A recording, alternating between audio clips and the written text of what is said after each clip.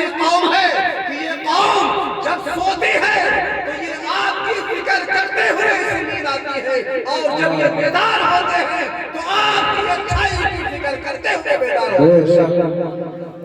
صبح سے لے کر کے شام تک، شام سے لے کر کے صبح تک یہ آپ کی بھلائی چاہتے ہیں، آپ کو جہنم سے بچانا چاہتے ہیں، آپ کو حرام خوری سے بچانا چاہتے ہیں، آپ کو غلط راستے سے روکنا چاہتے ہیں، آپ کو یہ ہمیشہ درست راہ پر رکھنا چاہتے ہیں۔ بے شک ہمارا حال کیا ہے؟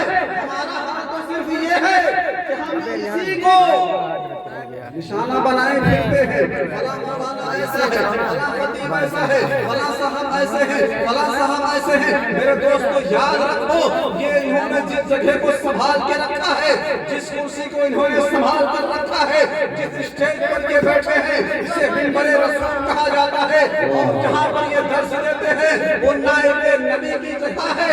یعنی کہ آپ اس مولوی کی توہین نہیں کر رہے ہیں، اس مفتی کی توہین نہیں کر رہے ہیں، بلکہ اس رسول کی جگہ پر بیٹھنے والا جو نائب نبی ہے، آپ اس نائب کی آپ توہین کر رہے ہیں۔ آپ اپنے اعمال کی جائزہ لیں، اپنے اعمال کی خیر منائیں کہ آپ کا ایمان کہاں پہنچ چکا ہے۔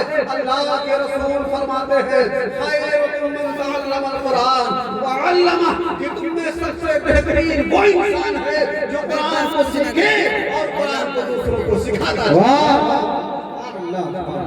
نعرہ تکبیر، نعرہ تکبیر، نعرہ رسالت، نعرہ رسالت، جشن دستار حفظ القرآن، علماء اہل سنت، نعرہ تکبیر، سبحان اللہ۔ اچھائی کو دیکھیں، ہم تھوڑا سا پیسہ کما لیتے ہیں، سمجھ لیتے ہیں کہ ہم تو اچھے ہو گئے، بغل والے نے ہم کو اچھا کہہ دیا ہم اچھے ہو گئے، محلے والوں نے ہم کو اچھا کہہ دیا ہم اچھے ہو گئے، سوسائٹی نے ہم کو اچھا قرار دے دیا ہم اچھے ہو گئے، معاشرے کے لوگوں نے ہم کو اچھا کہہ دیا ہم اچھے ہو گئے، گھر والوں نے مل کر کے ہم کو اچھا بنا دیا ہم اچھے ہو گئے، ہمارے تمام لوگ کہہ رہے ہیں ہم اچھے ہیں۔ لیکن آؤ ذرا حدیث پاک سنو، اللہ کے رسول فرماتے ہیں خیرکم من تعلم القرآن وعلمہ، اچھا وہ ہے جس نے قرآن کو پڑھا ہے، اچھا وہ ہے جس نے قرآن کو پڑھایا ہے، یعنی قرآن کا سیکھنے والا، قرآن کا سکھانے والا سب سے بہترین انسان وہ ہے۔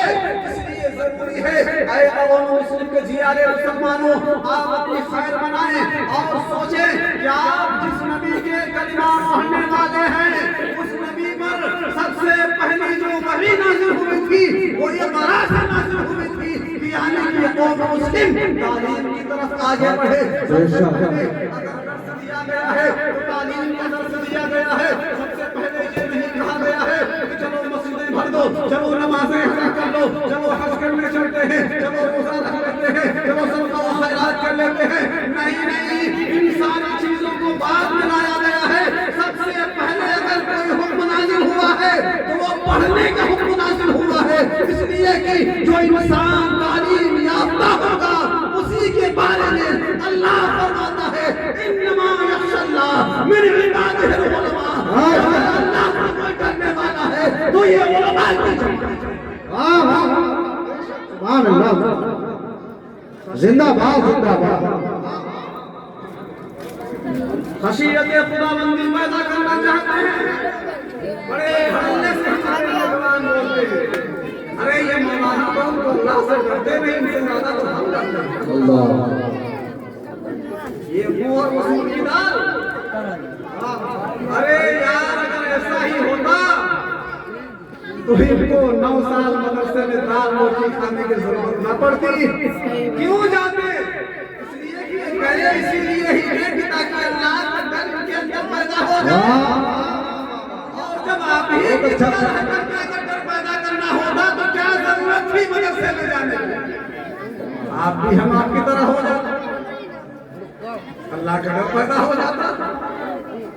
غور کریں مسلمانوں، اپنے اعمال کا محاسبہ کریں۔ آج ہم کس سوسائٹی میں جی رہے ہیں، کن کن حالات میں ہم کو اپنے مسائل میں کھیل رکھا ہے، آپ کو اندازہ تک یہ نہیں۔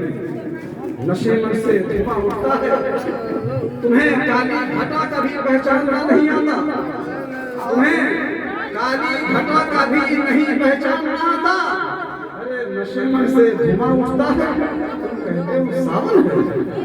मेरे दोस्तों याद रखें, आपने अगर फोन इन उलमाए किराम के मम्मी का फोन आया से ना थामा तो कोई और जमात नहीं आने वाली है।